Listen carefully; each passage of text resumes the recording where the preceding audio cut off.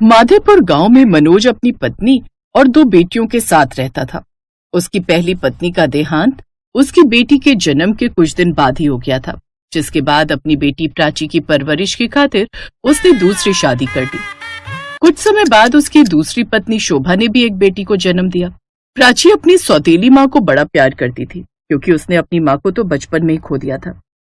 प्राची की सौतेली माँ शोभा भी उसे खूब प्यार करती थी, लेकिन सौतेली माँ बेटी के आपसी प्यार से शोभा की सगी बेटी नीतू अपनी सौतेली बहन से खूब चिढ़ती थी, क्योंकि वो चाहती थी कि सारा का सारा लाड प्यार सिर्फ उसे ही मिले। जब वो दोनों बड़ी हुई तो उनके माता पिता ने उन दोनों की शादी एक ही घर में करने का फैसला किया। मैं अपनी दोनों बेटियों की शादी एक ही घर में करना चाहता हूँ, ताकि दोनों बहनें हमेशा एक साथ एक ही घर में रह सकें। ऐसा रिश्ता मिल गया है जी। कल ही मेरी पड़ोस वाली सरला काकी से बात हुई थी। उसने ही मुझे बताया था कि 2 भाई हैं, दोनों भाई अपनी अपनी खेती करते हैं। उनके बीच पहले से ही सब कुछ बटा हुआ है, इसलिए कल को दोनों भाइयों के बीच झगड़ा भी नहीं होगा। तो हम 2 दिन बाद लड़के वालों से मिलकर बात आगे बढ़ाते हैं। फिर 2 दिन बाद सारी बात आगे बढ़ती है। कुछ दिन बाद दोनों बहनें शादी कर अपने ससुराल आ जाती हैं। उन दोनों का घर आमने सामने ही था। उन दोनों की शादी के बाद सब कुछ अच्छे से चल रहा था। वो भाई खूब मन लगाकर अपने खेतों में काम करते, लेकिन जब फसल बनकर तैयार हुई तो एक रोज तेज बारिश के चलते उनकी सारी फसल खराब हो गई। हमारा तो सब कुछ बर्बाद हो गया। आप चिंता मत कीजिए जी, कुछ न कुछ ठीक हो जाएगा। उधर नीतू भी इस बात से खूब परेशान थी। अब हम क्या करेंगे? तुम्हें बिल्कुल भी अकल नहीं है। सारी फसल खराब हो गई ना। अब इसमें मैं क्या करूं? मुझे क्या पता था कि सारी फसल खराब हो जाएगी। ऐसे समय बीता। फिर एक रोज दिन पर दिन सारी जमा पूंजी खत्म होती जा रही है। अब हम क्या करेंगे प्राची? आप चिंता मत कीजिए जी, मैं बहुत ही अच्छी रुमाली रोटी और कतई कबाब बना लेती हूँ। शादी से पहले मैं अक्सर बनाती थी। मेरे हाथ की कतई कबाब और रुमाली रोटी सबको बड़ी पसंद आती थी। मैं सोच रही थी कि अपने गांव में ऐसा एक भी ठेला नहीं है, तो क्यों ना मैं कतई कबाब और रुमाली रोटी बनाकर बेचूं। नीतू को भी इस वक्त घर चलाने में मुश्किल हो रही होगी, तो क्यों ना हम दोनों मिलकर ये काम शुरू कर लेंगे। मैं आज ही इस बारे में जाकर उससे बात करूंगी। शाम को प्राची अपनी बहन नीतू के घर जाती है और उसे सारी बात बताती है, लेकिन नीतू तो शुरू से ही उसे पसंद नहीं करती थी। ये प्राची की बच्ची ना बड़ी चालाक है। मैं जानती हूँ ये सब क्यों कर रही थी, ताकि इस काम के लिए मैं भी पैसे लगाऊं, साथ ही बड़ी होने के नाते सारा काम मुझ पर ही डाल देगी। क्या हुआ? किस सोच में पड़ गई? बताना तूने क्या सोचा। तू चिंता मत कर, मैं सब संभाल लूंगी। अब बता क्या करना है। नीतू ने बड़ी ही चालाकी से बात घुमाते हुए कहा, लेकिन दीदी मैं तो पहले ही खुद का रुमाली रोटी और कोरमा का ठेला खोलने के बारे में सोच चुकी हूँ, और वैसे भी हम दोनों एक ही ठेले पर काम करेंगे तो हमारी इतनी अच्छी कमाई भी नहीं होगी। हम दोनों को अलग अलग ठेले पर काम करना होगा ताकि हमारी कमाई भी दुगनी हो। हाँ, बात तो तुम्हारी ठीक है। अच्छा ठीक है, फिर मैं कतई कबाब और रुमाली रोटी का ठेला लगा लूंगी और तुम अपना रुमाली रोटी और कोरमा का ठेला लगा लेना। और मैं जानती हूँ मेरी बहन बहुत अच्छा खाना बनाती है, इससे तुम्हारा ठेला भी खूब चलेगा। अच्छा मैं चलती हूँ। आई बड़ी मेरी बराबरी करने वाली। कुछ दिन बाद दोनों बहनें अपनी अपनी बचत से काम शुरू कर देती हैं और बीच बाजार में ठेला लगा लेती हैं। प्राची मैदे में नमक डालकर उसकी रुमाली रोटी और साथ ही कबाब का चूरा बनाकर उसमें मसाले डालकर बनाकर तैयार कर लेती है। उसके कतई कबाब साथ में हरे धनिये पुदीने की चटनी और सलाद की खुशबू पूरे बाजार में फैल जाती है। ग्राहक उसके ठेले की तरफ खींचे चले आते हैं। अरे वाह, इस ठेले से बहुत अच्छी खुशबू आ रही है। वाह वाह वाह, कबाब। सिर्फ कबाब नहीं भाई साहब, बल्कि कतई कबाब की खुशबू है ये।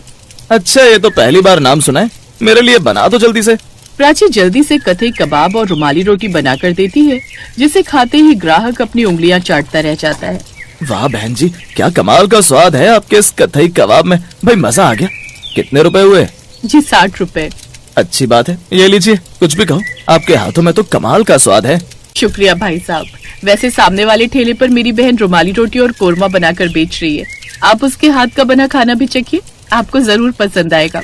ठीक है, आप कहती हैं तो जाकर देखता हूँ। अब वो नीतू के ठेले पर भी जाते हैं, लेकिन ग्राहकों को जो स्वाद प्राची के हाथों के बने खाने में आता है वो नीतू के खाने में नहीं। हमें तो आपकी बहन ने भेजा था ये कहकर कि आप भी बहुत अच्छा खाना बनाती हैं, लेकिन ये तो हमें बिल्कुल भी पसंद नहीं आया। जो स्वाद आपकी बहन के हाथों में वो आपके हाथों में नहीं है। बिल्कुल ठीक कहा आपने भाई साहब, इसके खाने में वो स्वाद नहीं है। हम बेकार ही पैसे खर्च कर दिए। हाँ हाँ, तो जाओ यहाँ से, और आज के बाद मेरे ठेले के आसपास फटक भी मत जाना, समझे? ना जाने इसकी रुमाली रोटी और कतई कबाब में ऐसा क्या स्वाद है जो मेरे खाने में नहीं। लेकिन अगर ऐसे ही चलता रहा तो ये अच्छे पैसे कमाने लगेगी और मेरा ठेला कहीं बंद ना हो जाए। नहीं नहीं, उससे पहले मुझे ये जानना होगा कि ये अपने इस कथई कबाब का मसाला कैसे तैयार करती है, कि उसमें ऐसा कुछ तो जरूर डालती है जिससे मसाले का स्वाद बढ़ जाता है। उसी शाम वो अपनी बहन के घर जाकर उससे ये रेसिपी सीख लेती है और अगले दिन से ही वो भी बाजार में रुमाली रोटी और कथई कबाब का ठेला लगा लेती है, जिससे अब प्राची के ठेले के साथ साथ नीतू के ठेले पर भी ग्राहक आने लगते हैं। वाह बहन जी, आज तो आपने भी बहुत ही अच्छे कथई कबाब और रुमाली रोटी बनाई है। हाँ, इतना अच्छा तो नहीं है, लेकिन फिर भी अगर आधे दाम में थोड़ा बहुत टेस्ट ऊपर नीचे हो भी जाए तो क्या ही फर्क पड़ता है। दरअसल नीतू जब आधे दाम में कथई कबाब रुमाली रोटी के साथ बनाकर बेच रही थी, जिससे ग्राहक थोड़ा सस्ता खाने के लिए वहाँ आ जाते हैं। अब मजा आएगा, अब इसके ग्राहक हुए मेरे, और अब बस कुछ दिनों की बात है, फिर तो मैं इसका ठेला यहाँ से हटवा कर ही रहूंगी। अब वो अपनी ही बहन के खिलाफ षड्यंत्र रचने लगती है और एक रोज शाम को घर जाते हुए वो एक आदमी को कुछ पैसे देने लगती है। तुमने जितने पैसे मांगे थे मैंने दे दिए, अब मेरा काम अच्छे से होना चाहिए। अब चिंता मत करिए, सब काम बराबर होगा। अगले दिन जब प्राची शाम को अपना ठेला लेकर घर लौट रही थी, उसे लौटने में थोड़ा अंधेरा हो गया। तभी जग्गा नाम का गुंडा वहां आ गया और उसने प्राची से सारे पैसे लूट लिए, साथ ही उसका ठेला भी तोड़ दिया।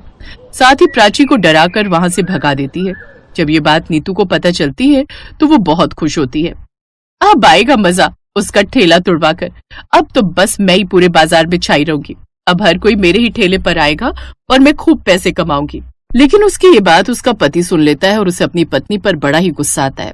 वो उस पर चिल्लाते हुए कहता है, तुम्हें बिल्कुल भी शर्म नहीं आई अपनी बहन के साथ ऐसा करते हुए? जिसने तेरी इतनी मदद की, तूने उसी के साथ कितना गलत किया। जानती हो मेरे पास ठेला खोलने तक के पैसे नहीं थे, लेकिन फिर भी तुम्हारी बहन ने अपनी बचत से मुझे पैसे दिए ताकि तुम ठेला खोल सको। लेकिन मैं नहीं जानता था कि तुम्हारे मन में उनके लिए इतना जहर घुला है कि तुमने अपनी ही बहन का ठेला उजाड़ दिया। ये सब सुनकर नीतू की आंखों में आंसू आ जाते हैं और वो अपनी बहन के घर जाकर उससे माफी मांगती है। साथ ही उसका ठेला भी ठीक करवा देती है। प्राची भी उसे माफ कर देती है और उस दिन के बाद दोनों बहनें साथ में मिलकर रुमाली रोटी और कथई रोल का ठेला लगाती हैं और खूब पैसे कमाती हैं।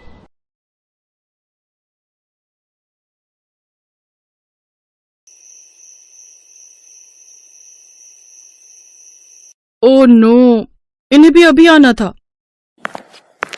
क्या हुआ शिखा, क्यों परेशान हो रही हो? होटल बंद करने का समय हो गया है, लेकिन अभी 20 लोग डिनर के लिए आए हुए हैं। वो सभी फैमिली मेंबर्स हैं। वो सभी शाही पनीर, दाल मखनी और कोफ्ते के साथ रुमाली रोटियां मांग रहे हैं। सब्जियां तो बची हुई हैं, लेकिन रुमाली रोटियां, तुम जानती हो ना, सभी कुक जा चुके हैं। अब रुमाली रोटियां कौन बनाएगा?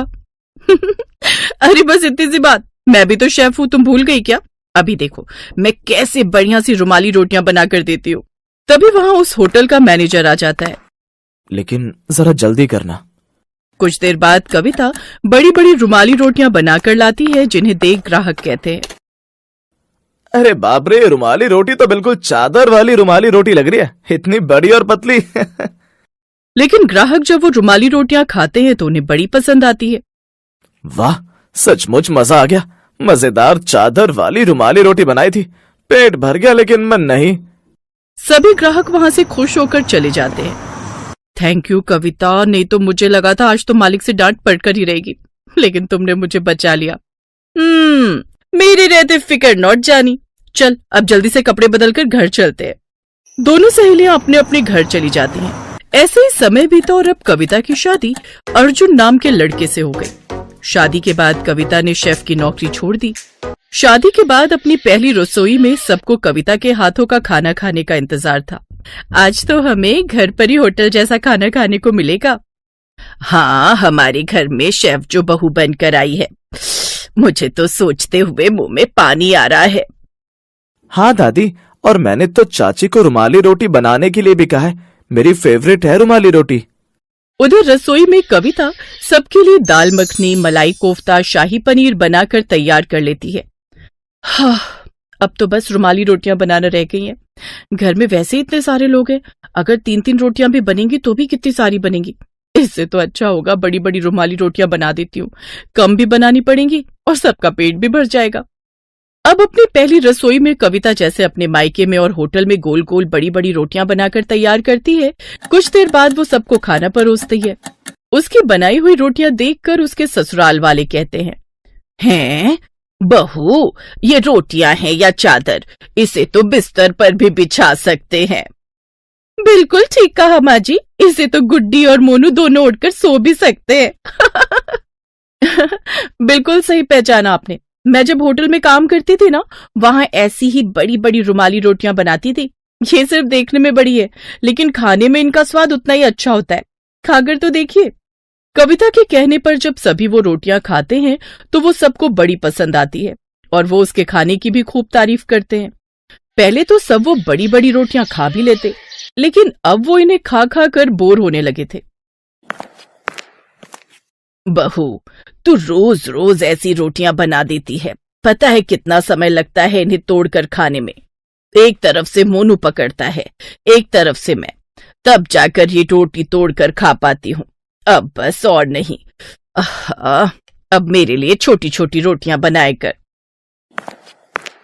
माँ बिल्कुल ठीक कह रही है। तुम्हें पता है, जो कल तुमने रुमाली रोटियां लपेट कर दी थी, वो रोटी इतनी बड़ी थी कि पूरे टेबल पर ही आ गई। इतनी बड़ी रोटी देख मेरे दोस्त सब जोर जोर से हंस रहे थे।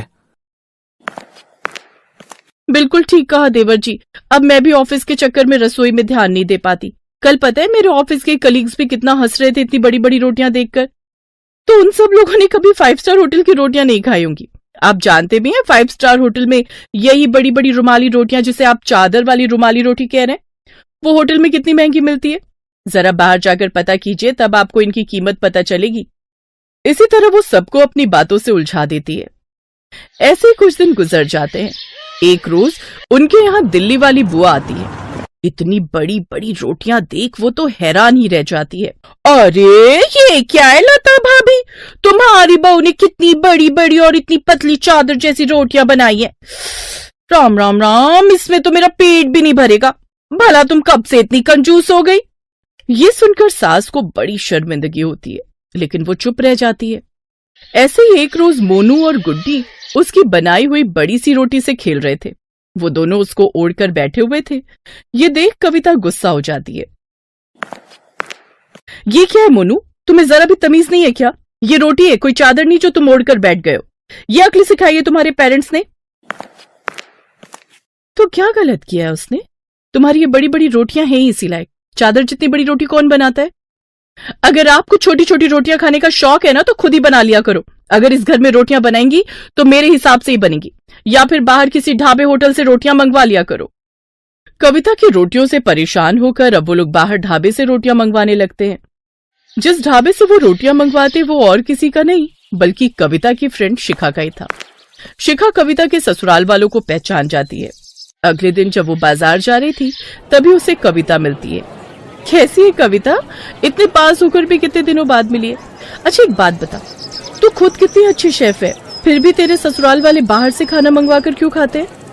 फिर कविता उसे सारी बात बताती है। कविता, वो तेरा ससुराल है, कोई होटल नहीं। रोज रोज ये बाहर का खाना नहीं खाया जाता। तेरे होते हुए भी उन्हें बाहर से रोटी खानी पड़ रही है, ये ठीक बात नहीं। अब कविता को सारी बात समझ आ जाती है और अगले दिन जब वो सबको खाना परोसती है तो उसके हाथ में चादर जैसी बड़ी रुमाली रोटी नहीं, बल्कि छोटी छोटी रोटियां थी। अरे आज ये इतनी छोटी छोटी रोटियां, कविता बहू तूने बाहर से मंगवाई है क्या? लेकिन आज तो ढाबा बंद था। ये रोटियां मैंने खुद बनाई है। मेरे होते हुए भी अगर आप लोगों को बाहर से रोटियां मंगवानी पड़े तो मेरा क्या फायदा। अब से आपको कभी कभार वो वाली रुमाली रोटियां खाने को मिलेंगी, बाकी रोज मैं ये छोटी छोटी गेहूं की रोटियां ही बनाया करूंगी। ये सुनकर सभी बड़े खुश हो जाते हैं और अब रोज रोज उनको वो बड़ी बड़ी रोटियां खाने से छुटकारा मिल जाता।